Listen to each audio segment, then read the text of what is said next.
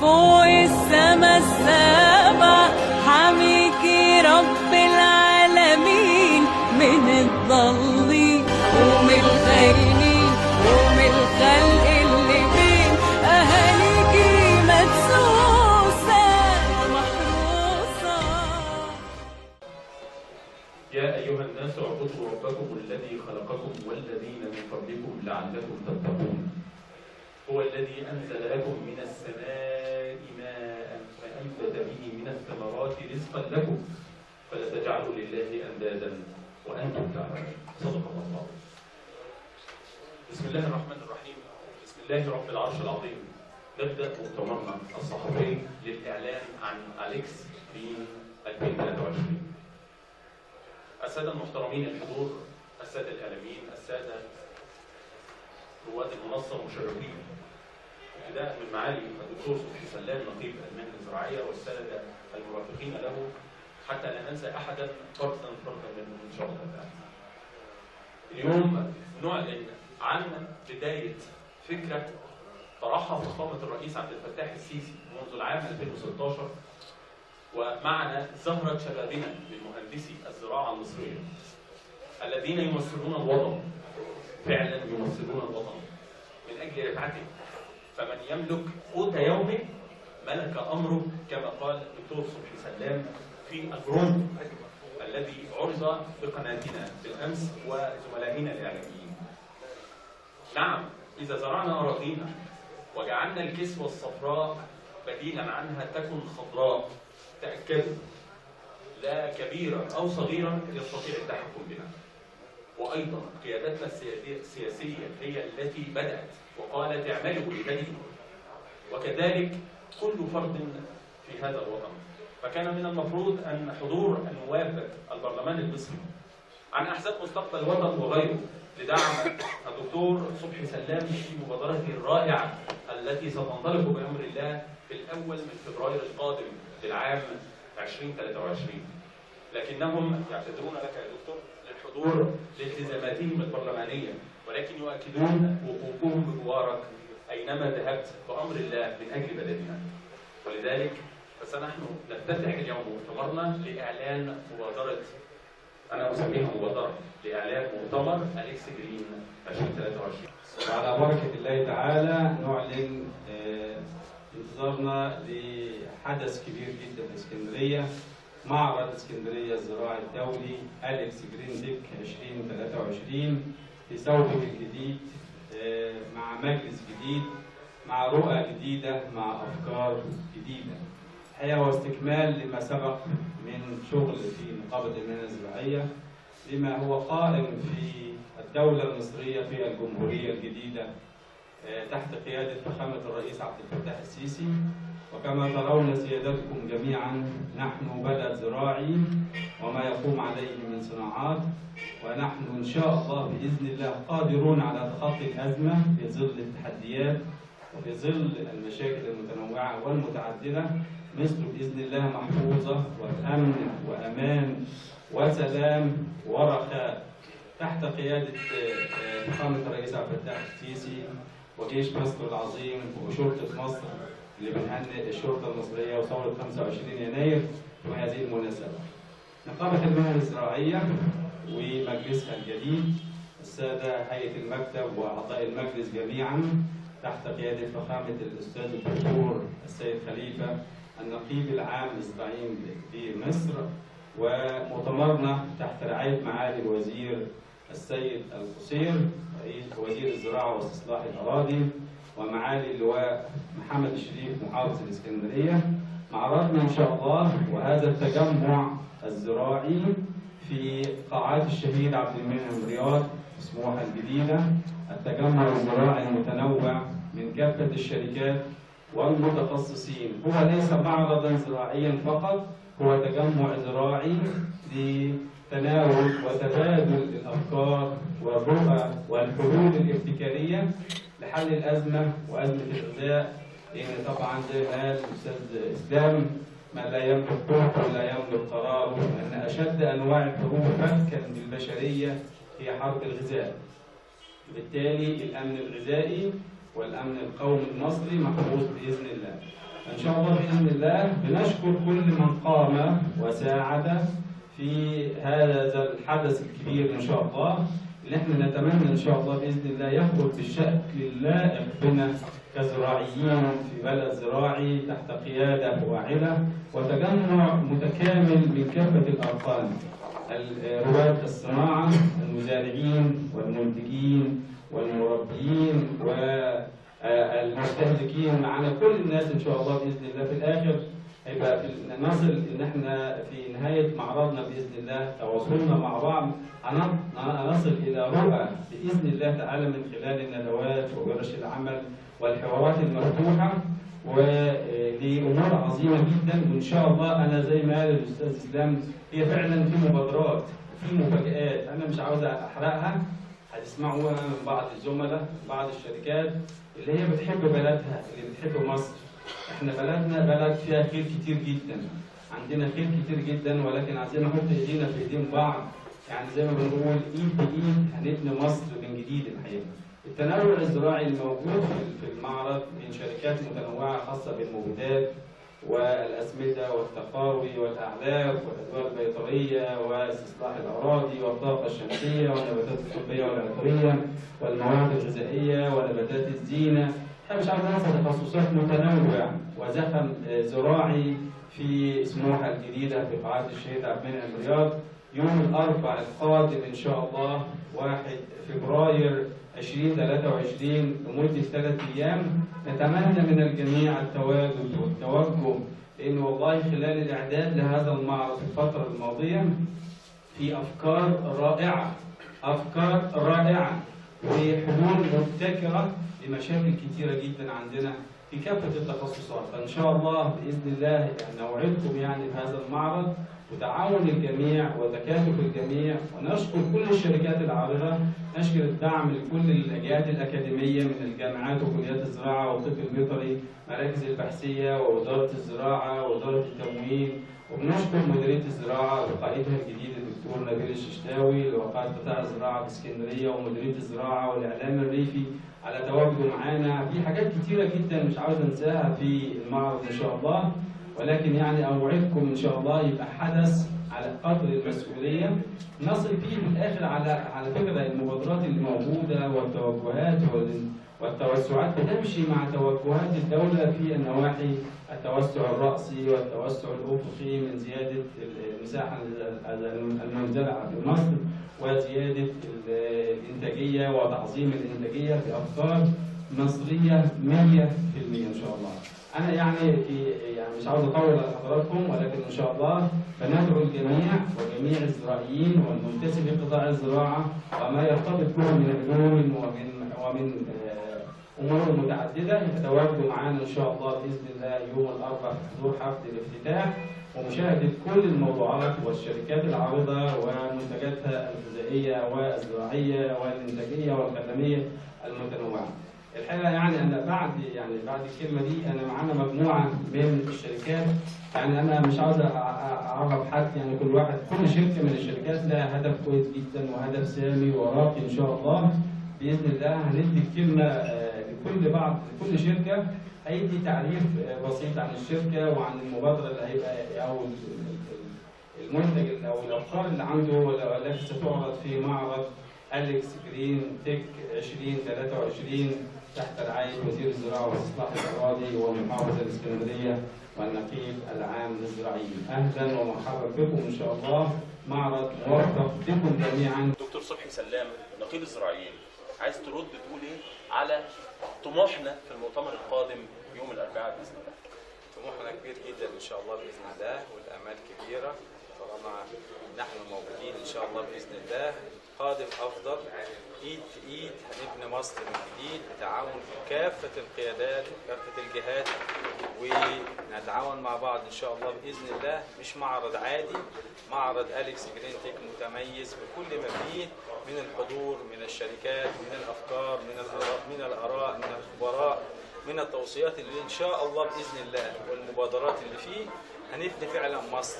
وعندنا حاجات كويسه جدا باذن الله في الفتره اللي جايه هتشوفوها ان شاء الله الاربعاء والخميس والجمعه اللي جايين ان شاء الله في قاعه الشهيد عبد المنعم رياض في اسكندريه في سموحه الجديده تحت رعاية وزير الزراعة واستصلاح الأراضي ومحافظ الإسكندرية ونقيب الزراعيين العام. إن شاء الله بإذن الله القادم أفضل، مصر أفضل بإذن الله. كل سنة وحضراتكم طيبين.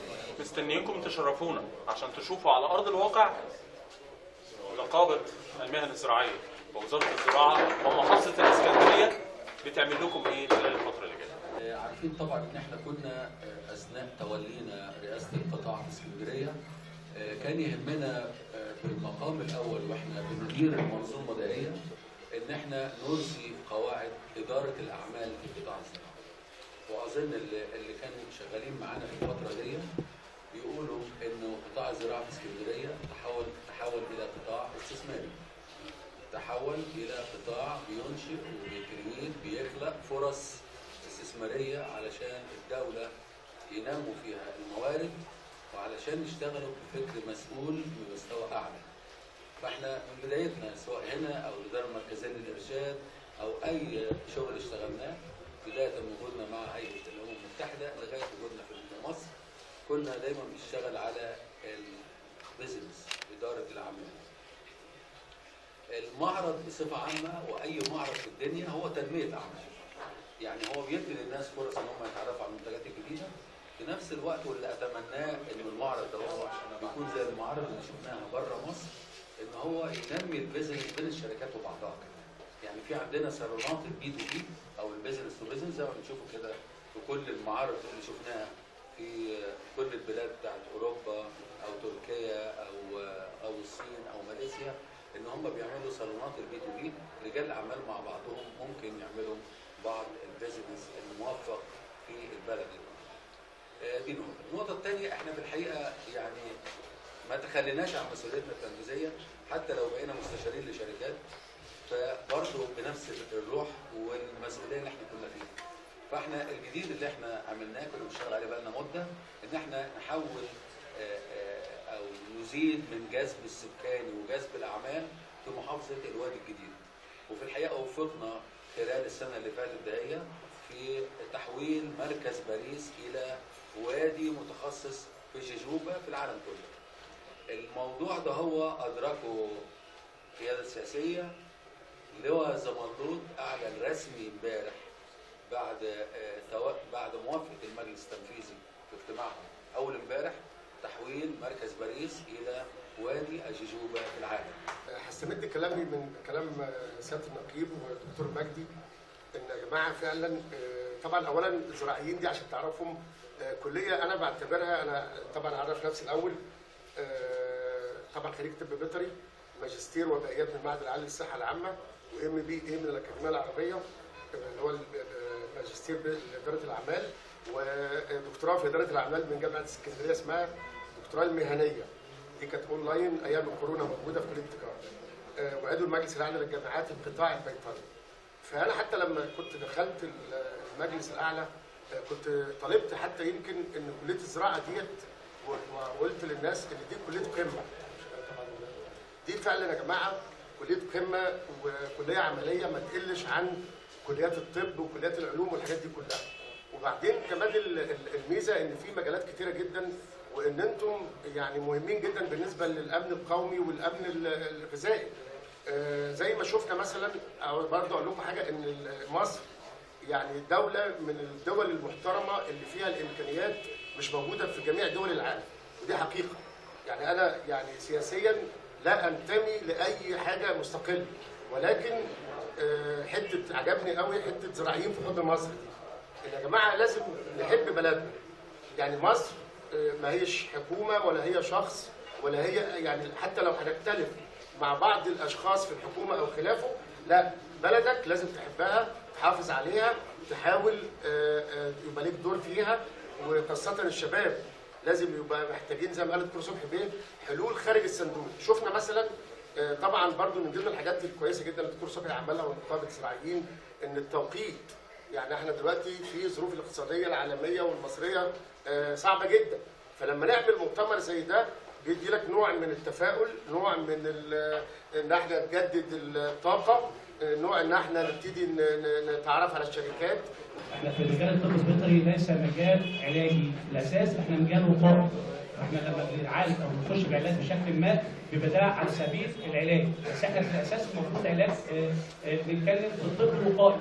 انا النهارده لما اتكلم عن التغذيه وده الحاجه اللي انا شغال فيها، بتكلم عن التغذيه علاجيه، فانا في الاساس بتكلم على منظور جديد في التغذيه. ان انا النهارده مش بشتغل مثلا فليكن في الدواجن او اللارج انيمال مثلا، بتكلم على الريكويرمنت النهارده في اضافات علفيه وفي بعض الحفزات اللي موجوده، وعلى سبيل المثال الجوجوبا وزيوت الجوجوبا او حتى الباي برودكت بتاعتها كمان كونفشن في الستاف الناس بدات تشتغل فيها. عشان كده احنا مكملين كلنا لبعض. فاحنا لما بنتكلم على الاضافات العلاجيه او الاضافات الغذائيه فاحنا بنتكلم على دورها الوقائي، دورها في رفع المناعه، دورها في انتاج الاجسام المناعيه اللي بتحافظ ان احنا بقدر الامكان ما نعالجش. طبعا انا مش ضد كلام الدكتور جمال استاذنا واخونا الكبير، بس احنا بنتكلم في الصفه الاساسيه في الانتاج الحيواني، ان انا مش لازم يبقى في موجود امراض او حاجه عشان اعالجها، لا انا ممكن اشتغل في التغذيه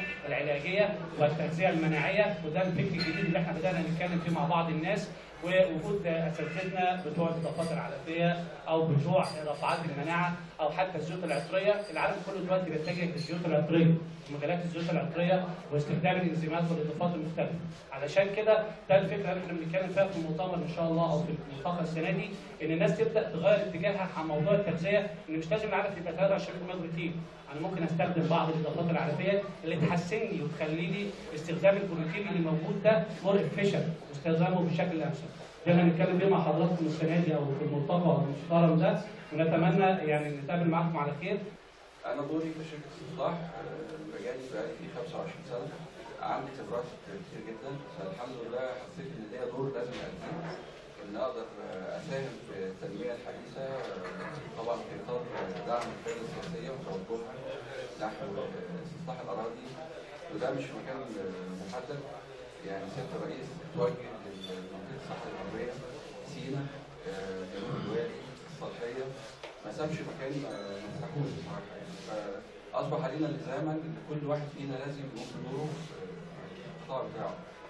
واحنا عايزين ننتهز فرصه تواجدنا في المعرض ان احنا نتكامل كمجموعه شركات متخصصه في المجال الزراعي، نقدم خبراتنا، خدماتنا، كل اللي نقدر نقدمه للمزارع، سواء المزارع البسيط او المزارع المتخصص او الاكاديمي. كان اول يعني المساهمه لينا تعتبر في قطاع الانتاج الحيواني فيما يخص اعلاف الاغنام. كانت هي ده كان اول تحدي، لان كان احنا بننتج اعلاف الاغنام في منطقه في الاساس منطقه رعويه، كانت منطقه كلها مناطق بتشتغل على الاغنام البري، وكان مطلوب مننا مش ان احنا ننتج علف، كان مطلوب ان احنا نغير السياسه التغذويه في المنطقه الموجوده اصلا، الاعتماد مثلا على الغله بس، وكانوا بيعتبروا ده شيء بيدخلني في النجاح، ان احنا نقدر نفهمهم ان في حاجه اسمها معدل تحميل، وان في حاجه اسمها طول فتره دوره، بحيث ان هو يقدر يكون مكسبه معظم مكسبه اللي هو ما بيحسبوش من الغله.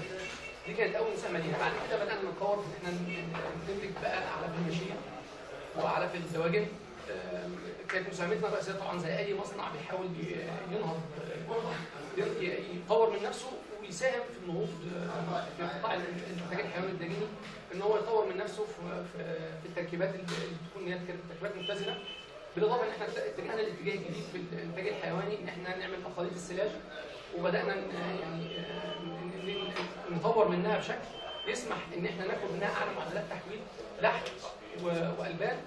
موجود بيها جمعيتين الزراعه، كل ده بيساهم في المجال الزراعي في اسكندريه، وان شاء الله ان شاء الله يعني احنا نسيب ان تطبيق كلام معالي الوزير في التنميه المستدامه في مصر في المجال الزراعي في اسكندريه نشط جدا، ووجود القياده الحكيمه معالي المحافظ وزير المحافظ لقينا فعلا نشاط جامد في كل المجالات الخاصه بالزراعه.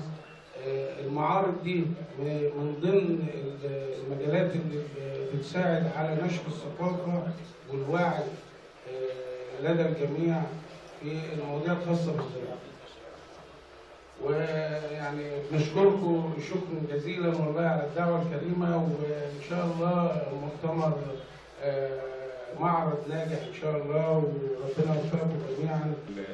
الهدف بيبقى من المعرض طبعا الشركات المشاركة والزيارة، وأنا هعمل معرض الشركات هتيجي والزيارة. الهدف اللي احنا بنحاول نوصل له ان انا عايز الزيارة تستفيد.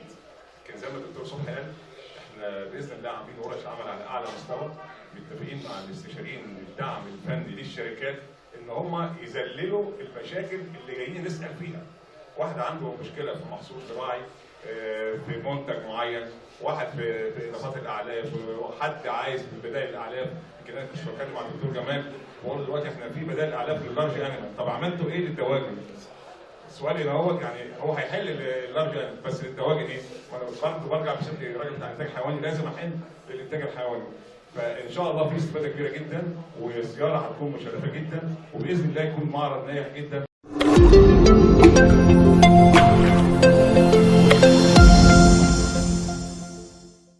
يا محروسة بسيف شاطر وسيف حارس عليك يمين، ومن فوق السما السابع حميكي رب العالمين من الضل